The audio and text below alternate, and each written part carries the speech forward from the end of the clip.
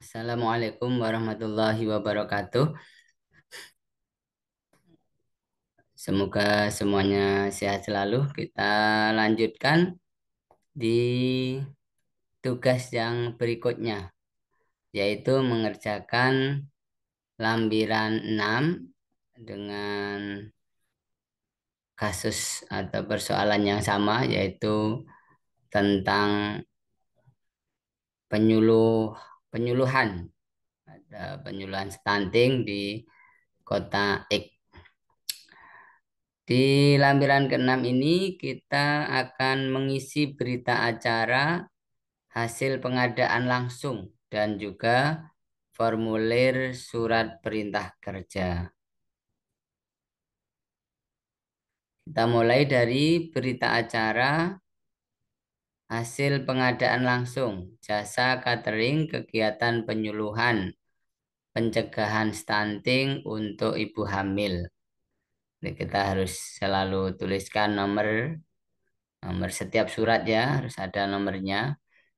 Hmm.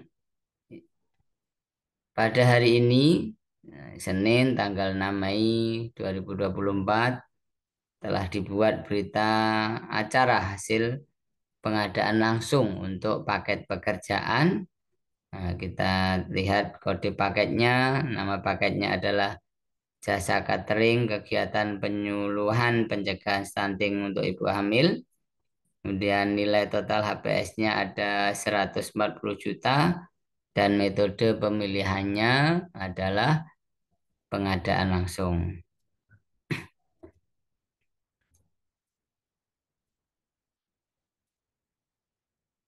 Ada pembukaan penawaran, B adalah evaluasi penawaran.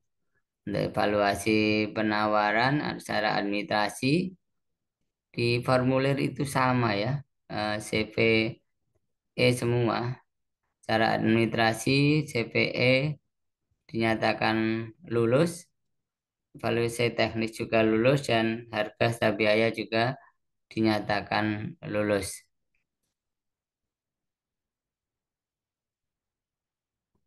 Hasil negosiasi biayanya adalah sebagai berikut: nilai penawaran 126 juta, kemudian nilai penawaran terkoreksi juga sama 126 juta, dan nilai negosiasi biaya 126 juta.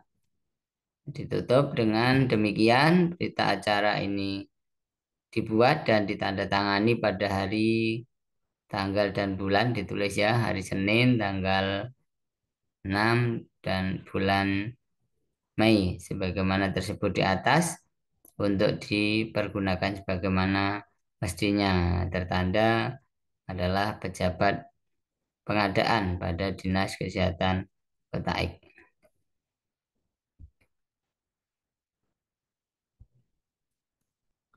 Nah, berikutnya kita terbitkan surat perintah kerja. Nah, surat perintah kerja itu isinya seperti ini, di atas selalu pakai kop ya semua surat, ada nomornya, ada tanggal, dan seterusnya.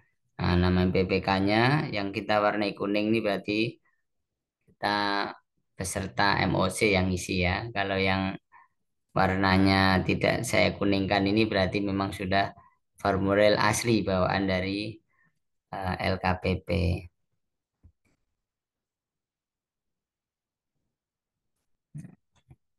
Sumber dananya kita isi. Kalau untuk dicontoh soal ini adalah dari DPA Dinas Kesehatan Kota X, nilai kontrak termasuk pajak adalah sebesar 126 juta sesuai hasil negosiasi dengan penyedia tadi. Nah, jenis kontrak kita pilih pengadaan langsung. Waktu pelaksanaan pekerjaan adalah 18 Mei 2024 sebagaimana pada yang tertera dalam soal dalam tugas ini. Nah, yang paling bawah ditulis untuk dan atas nama Dinas Kesehatan Kota X, pejabat pembuat komitmennya atau PPK, namanya di sini sudah ditetapkan, yaitu Winnie Handayani. Kemudian untuk dan atas nama penyedia catering CPE adalah Bapak Ahmad, tulis namanya Ahmad sebagai jabatannya di Direktur CVE. Kemudian disertakan juga di sini syarat umum atau surat perintah kerja atau SPK. Isinya berupa ruang lingkup. Nah, ruang lingkup ini mencakup tentang spesifikasi pekerjaan sebagai berikut. Ini sudah ada di dalam soal ya. Jadi tugasnya adalah menyediakan menu makan siang untuk dan snack untuk peserta pelatihan stunting kota X. Kemudian spek pekerjaannya ini berisi kuantitas barang masing-masing adalah 2.100 porsi terdiri dari beberapa kecamatan. Ada bisa kita lihat di soalnya ini ya. Kemudian kualitas barang ada speknya juga sudah ditentukan di dalam soal. Yang kuning ini kita yang ngisi. Tetapi ketika kita ngisi ini kita lihat apa-apa yang ada di soal untuk disesuaikan.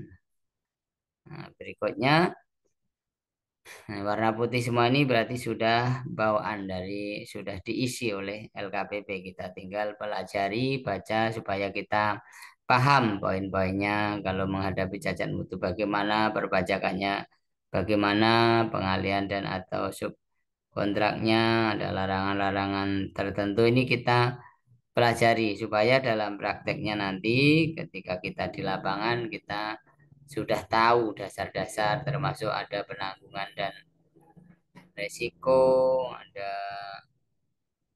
Nah, untuk kandungan dan risiko ini ada yang kita isi yaitu tentang potensi risiko yang mungkin timbul. Ini kita isi mungkin terjadi kalau untuk catering ini kemungkinannya terjadi keterlambatan penyelesaian pekerjaan karena itu ada di soal ya. Nah, barang yang dikirim bisa jadi tidak sesuai spek, maka mitigasi risiko atau cara kita mengantisipasi terhadap kemungkinan risiko yang timbul. Yang pertama kita pastikan bahwa pihak penyedia itu punya alat transportasi yang memadai untuk memenuhi kriteria serta persyaratan untuk mengantar semua pesanan menuju semua lokasi kegiatan karena harinya bersamaan, lokasinya terpisah-pisah. Jadi ini harus kita pastikan penyedia betul-betul siap dengan alat transportasi yang mereka punya. Jangan sampai dijadikan alasan di tengah jalan nanti banyak yang terlambat mengantarnya. Yang kedua, untuk kemungkinan risiko barang yang tidak sesuai dengan spesifikasi teknik yang kita sudah sampaikan, kita lakukan pemantauan terhadap bahan baku yang digunakan oleh penyedia sehingga kita tahu sesuai atau tidak dari awal kita sudah mitigasi risikonya. Nah, untuk pengawasan, pemeriksaan, laporan hasil pekerjaan ini semua sudah diisi oleh LKPP untuk bahan kita pelajari agar kita semakin paham waktu penyelesaian pekerjaan juga ada standar. Serah terima pekerjaan adalah setelah selesai 100%. Jaminan bebas cacat mutu atau garansi ini juga sudah diisi oleh LKPP termasuk perubahan SPK. SPK ini dapat diubah melalui adendum SPK ini juga bersifatnya umum ya. Nah, penghentian dan pemutusan SPK ini juga sudah sifatnya umum, sudah dibuatkan oleh LKPP untuk tinggal kita pelajari saja. Nah, sampai tentang pembayaran. Nah, untuk pembayaran ini ada beberapa yang kita harus isi. Pembayaran prestasi hasil pekerjaan yang disepakati dilakukan oleh PPK dengan ketentuan. Nah, ketentuannya ini kita yang isi.